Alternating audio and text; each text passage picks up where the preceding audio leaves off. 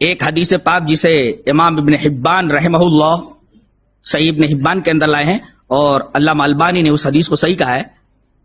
روایت اس طریقے سے، وہ روایت دیکھ لیں، بات بالکل واضح ہو جاتی ہے. اس کے بعد ایک اہم پوائنٹ بیان کر کے بات کو ختم کریں گے. حدیث اس طرح: وعن الاسود ابن سریع رضی اللہ تعالی عنہ الرسول اللہ صلی اللہ علیہ وسلم قال: اربعۃ یحتجون یوم القیامہ رجل اصم ورجل احمق ورجل حرم ورجل مات فی الفترہ. فأما الأصم فيقول يا ربي لقد جاء الإسلام وما أسمع شيئا، وأما الأحمق فيقول ربي قد جاء الإسلام والصبيان يخزفونني بالبعر، وأما الهرم فيقول ربي لقد جاء الإسلام وما أعقل، وَأَمَّا مَن مَّاتَ عَلَى الْفِطْرَةِ فَيَقُولُ رَبِّ مَا أَتَانِي لَكَ رَسُولٌ فَيَأْخُذُ مَوَاثِيقَهُمْ لِيُطِيعُنَّهُ.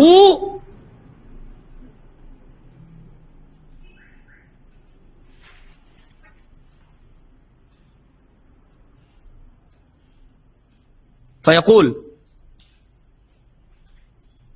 فَيُرْسِلُ رَسُولًا أَنِ ادْخُلُوا النَّارَ قَالَ فَوَالَّذِي نَفْسِي بِيَدِهِ لَوْ دَخَلُوهَا كَانَتْ عَلَيْهِمْ بَرْدًا وَسَلَامًا. رواہ ابن حبان فی صحیح. یہ پوری روایت ایک صفحے پر تھی، میں نے پوری روایت ریفر کر دی ہے، اور اس کے اوپر علامہ البانی نے جو حکم لگا ہے صحت کا وہ بھی میں نے آپ کے سامنے پیش کر دیا. حضرت اسود ابن سری کہتے ہیں کہ رسول اللہ صلی اللہ علیہ وسلم نے ارشاد فرمایا کہ 4 آدمی قیامت کے دن حجت کریں گے اللہ سے. اربعۃ یحتجون یوم القیامہ، 4 آدمی قیامت کے دن اللہ تبارک و تعالی سے حجت کریں گے. ان میں سے ایک بہرا ہوگا اور ایک احمق اور پاگل ہوگا. تیسرے وہ بوڑھا آدمی جس کے پاس سوچنے سمجھنے کی عقلی نہیں رہ گئی تھی، اس وقت اس کو اسلام پہنچا. اور چوتھا وہ آدمی جو فطرت میں مرا، یعنی 2 نبیوں کے درمیان کا جو پیریڈ ہے، کوئی نبی نہیں آیا، درمیان مر گیا ہو. تو یہ بہرا کہے گا کہ اے میرے رب، میرے پاس اسلام تو آیا لیکن میرے پاس کان نہیں تھے.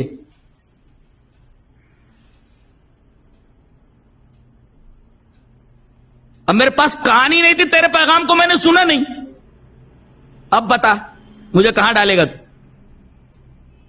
اس کے بعد کہا گیا کہ پھر احمق بولے گا کہ اے میرے رب، اسلام تو آیا میرے پاس لیکن میرے پاس عقل ہی نہیں تھی سمجھنے کے لیے، وما عاقل، میرے پاس عقل ہی نہیں تھی.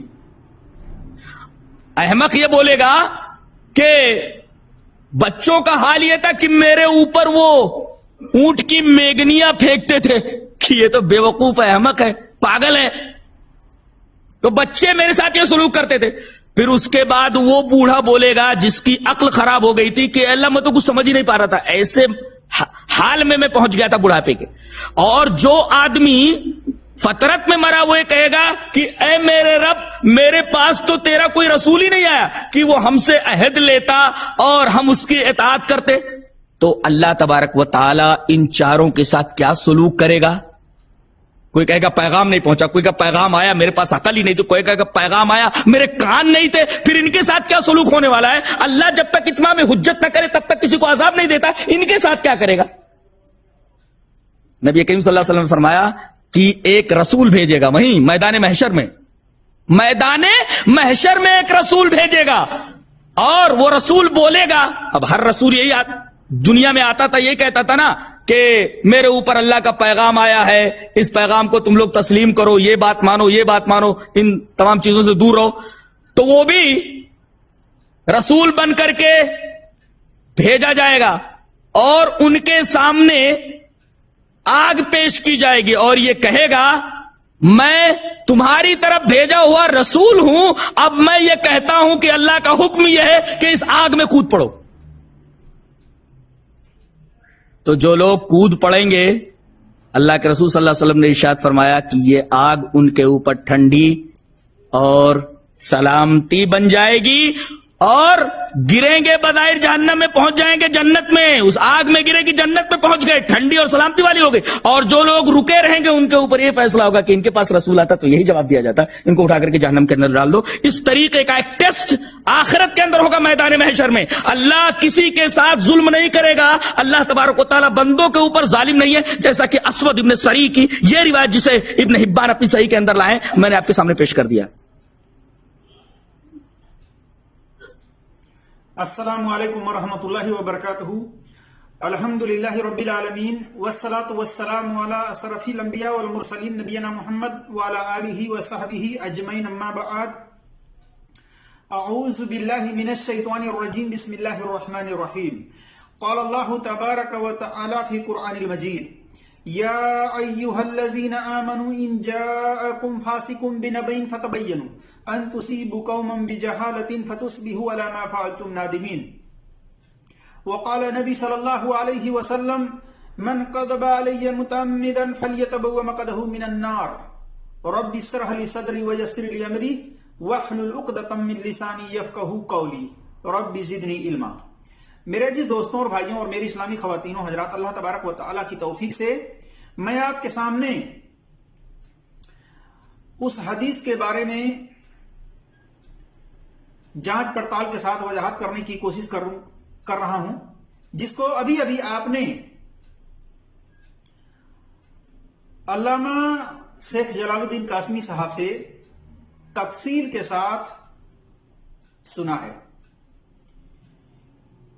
کہ 4 قسم کے لوگ قیامت کے دن حشر کے میدان میں اللہ تبارک و تعالیٰ سے حجت کریں گے. اللہ تبارک و تعالیٰ ان چاروں کا ٹیسٹ لے گا، امتحان لے گا.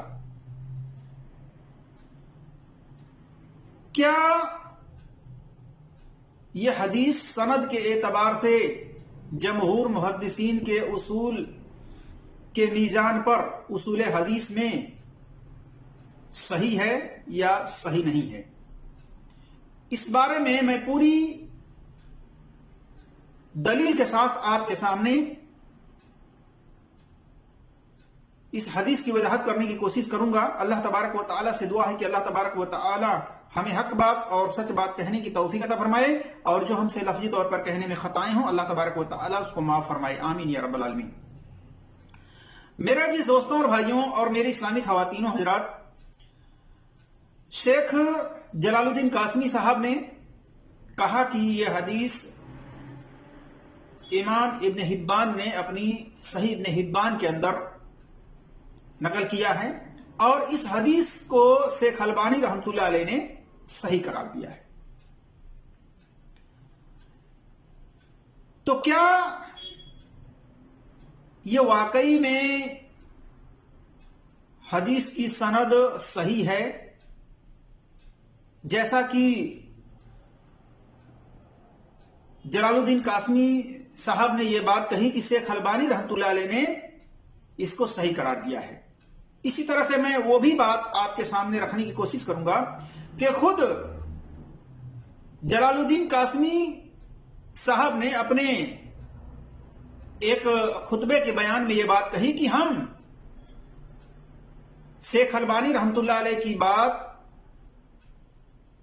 جس حدیث کو انہوں نے صحیح کا حکم لگایا ہے، ہم اس کو آنکھ بند کر کے تسلیم نہیں کرتے.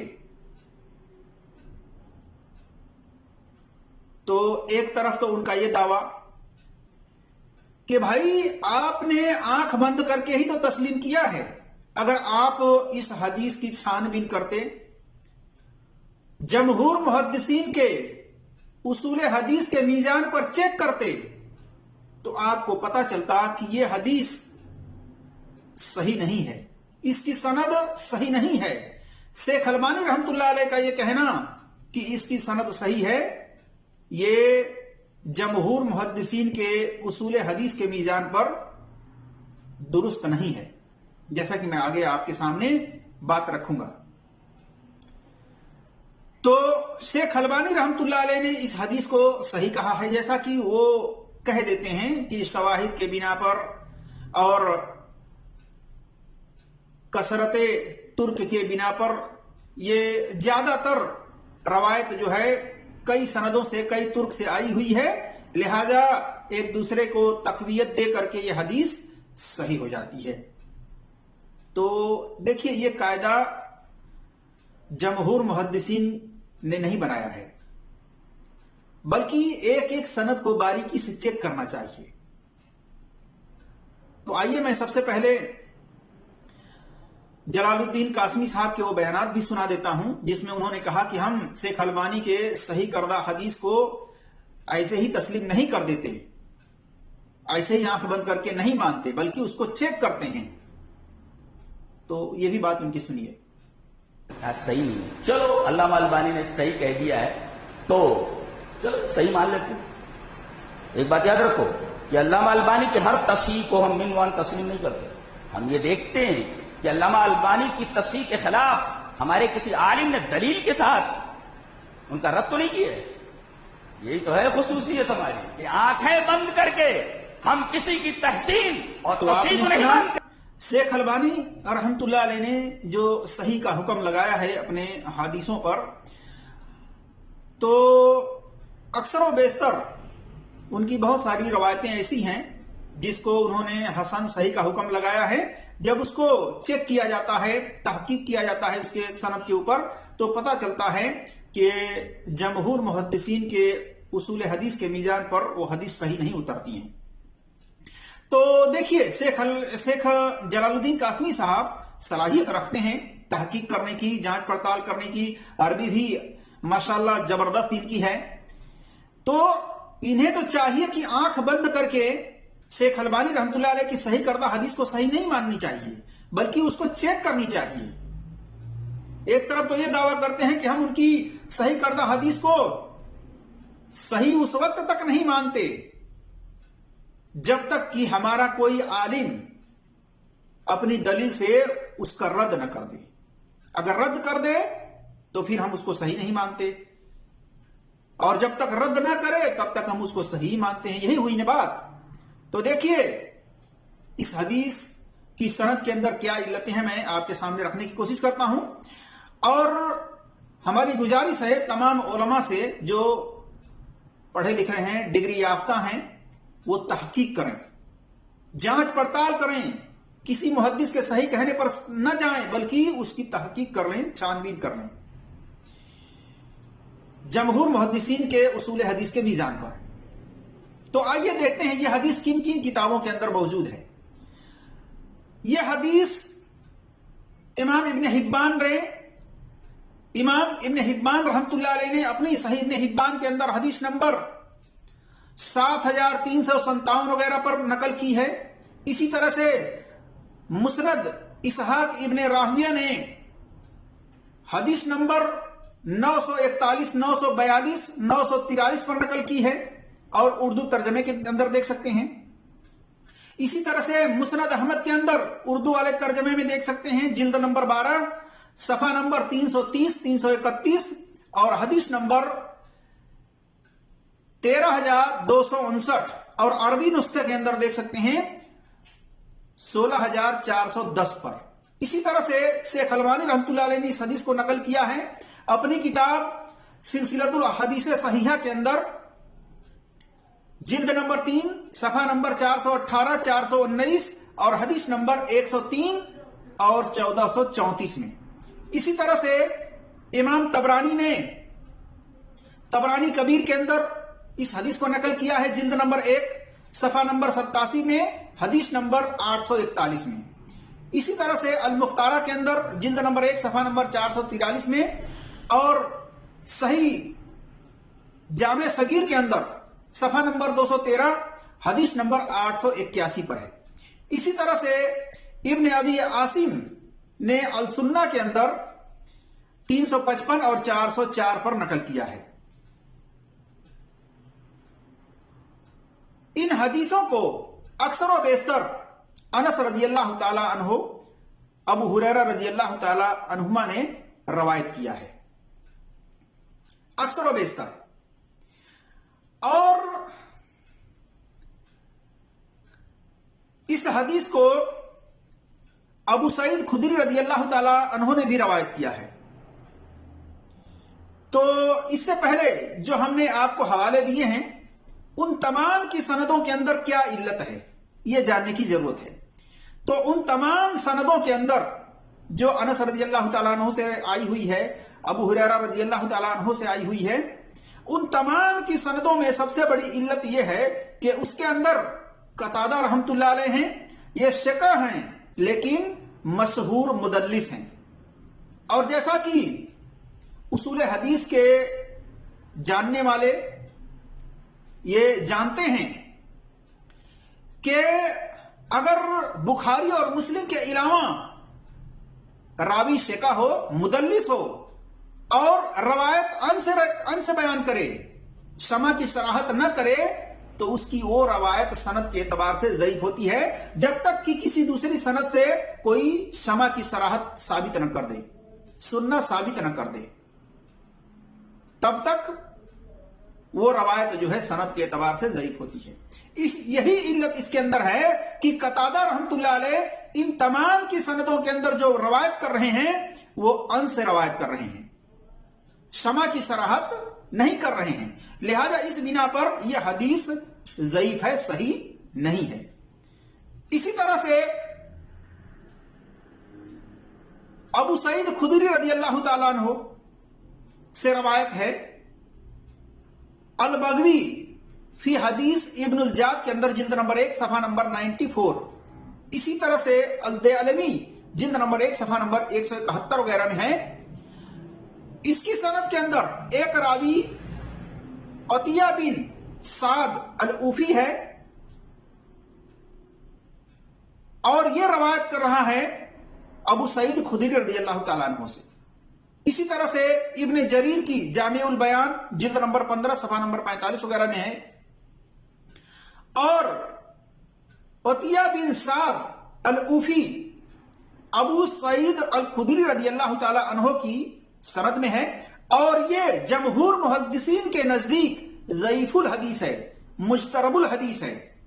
देखिए तहजीबुल अस्मा वल लुगत लिन्नवी जिल्द नंबर 1 सफा नंबर 48 में।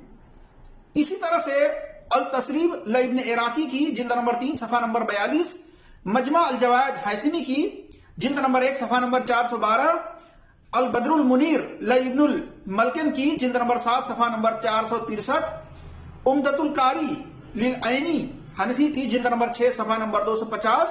ओतिया बिन साद को इमाम यहिया बिन मोइन, इमाम यहिया बिन सईद कत्तान, इमाम अहमद बिन हम्बर रहमतुल्लाह अलैह, इमाम अबू हातिम अर्रादी, इमाम अबू जुरा अर्रादी, इमाम निसई, इमाम इब्ने अदी, इमाम दारकुतनी, इमाम इब्ने हिब्बान वगैरह ने ज़ईफुल हदीस करार दिया है कि हदीस में ये सख्त कमजोर है। इसके ज़ईफ होने पर बल्कि इजमा है मुहद्दिसीन के यहां, जैसा कि हाफिज इब्नुल जौजी रहमतुल्लाह अलैह कहते हैं, ओतिया बिन साद अल ऊफी के ज़ईफ होने पर मुहद्दिसीन का इजमा है। देखिए अल मौज़ूआत इब्नुल जौजी रहमतुल्लाह अलैह की अल मौज़ूआत जिल्द नंबर 1 सफा नंबर 386, जिल्द नंबर 1 सफा नंबर 386 पर देख सकते हैं। पता चला कि ओतिया बिन